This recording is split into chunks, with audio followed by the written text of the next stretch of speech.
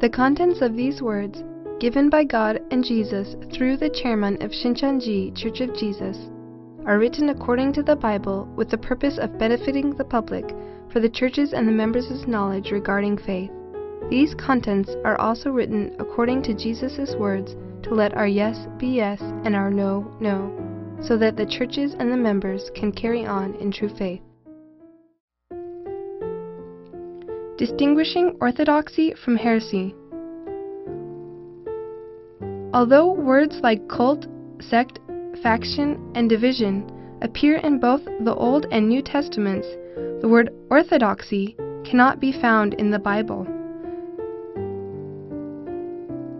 Few people would disagree, however, with the idea that there must be a standard that judges orthodoxy from heresy, a way to determine whether a particular group is orthodox or a cult. Orthodoxy and heresy originated with God and Satan, respectively. God is self-existent and the creator of heaven and earth. Satan, on the other hand, is a created being who appears as the serpent in Genesis 3:1. It is more appropriate for modern denominations to be referred to as traditional rather than orthodox. Present-day churches are holding tightly onto their traditions, some of which stretch back to Jesus' time. But if they did not receive a revelation directly from God, directing them to begin a new denomination, they cannot be orthodox. It is much more accurate to say they merely hold on to their own specific traditions. Lies never become the truth just because we want them to. John testifies that Jesus, who came in the name of God, was the one who spoke on behalf of God.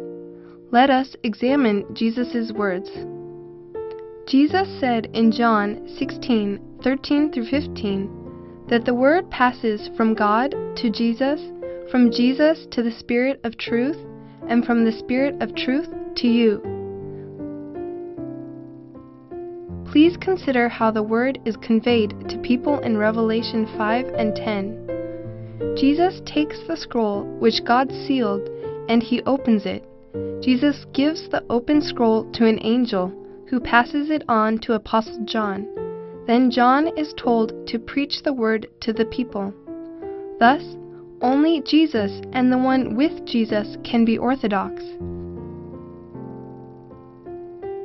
Everything else is just worn-out tradition. Satan is the source of all heresy, the originator of all cults. Those who tell lies because they have received evil spirits instead of the Holy Spirit of God are the true heretics. According to Galatians 1:6-9, anyone who preaches a gospel contrary to the gospel that Jesus' disciples preached through Christ himself is a cult member. Anyone whose deeds deviate from the commandments given by the Lord is also a cult member. What is hypocrisy? What are the actions of heresy? People who lack love, refuse to forgive, tell lies that harm others, persecute and criticize others are the true hypocrites and cult members. Interestingly, the pastors of every generation have denounced God's messengers who were delivering the word. They called them heretics and even killed them. Why did they do this? Wasn't it because their congregation members had left them to follow the word? Neither the prophets of the Old Testament nor even Jesus and his disciples at the first coming were excluded from this. Those pastors who were persecuting the truth were the real cult members because they had received the spirit of the devil. Most of the people who followed those pastors must have believed and agreed with their words and deeds. We know that the devil always disguises himself as God. He claims that lies are orthodox and that truth is heresy. The lies have had supreme control over the world, and the truth has been despised. The Scriptures ask, "When the Son of Man comes, will he find faith on earth?" The Scriptures also record that all nations have been led astray and that they marry the devil at the time of Revelation's fulfillment. Even the 2 witnesses who serve the Lord in Revelation 11 are killed because of their work.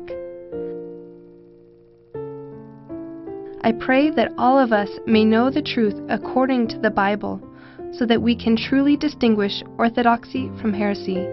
We need to call the cults, cults, and the orthodox, orthodox. We cannot make snap judgments just because we do not know or understand the Word. No one is qualified to judge the difference between orthodoxy and heresy unless he or she knows the true meaning of the Bible, because it is our standard.